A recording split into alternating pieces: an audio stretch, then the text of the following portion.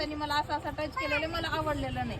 ते आपण घाबरून गप्प बसायचं, त्याने तुम्हाला काहीतरी धमकी देणार, तू सांगितली की मी तुला मारतो किंवा असं काही करतो, असल्या धमकी अजिबात द्यायचं नाही. कोण काही करू शकत नाही. तुम्हाला नाही आवडला आणि नंबर सांगितलेला 112, तुम्ही घरच्यांना नाही सांगितलं आणि त्या नंबरवर कॉल करून सांगितलं तरी तुम्हाला मदत भेटते.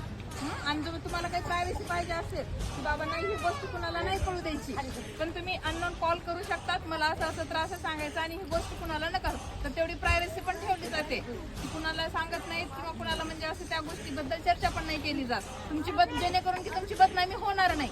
ह्या गोष्टीकडे म्हणजे पोलीस पण खूप म्हणजे काळजी घेतात ह्या गोष्टीची की मुलींची बदनामी नाही होऊ दे.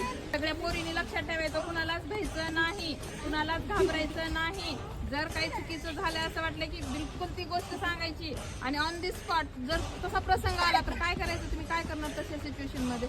सगळ्यात मोठा आपल्याला बोलता येतं, आपला आवाज आहे, आरडाओरड करायची, जोर जोराने ओरडायचं आणि मदत मागवायची.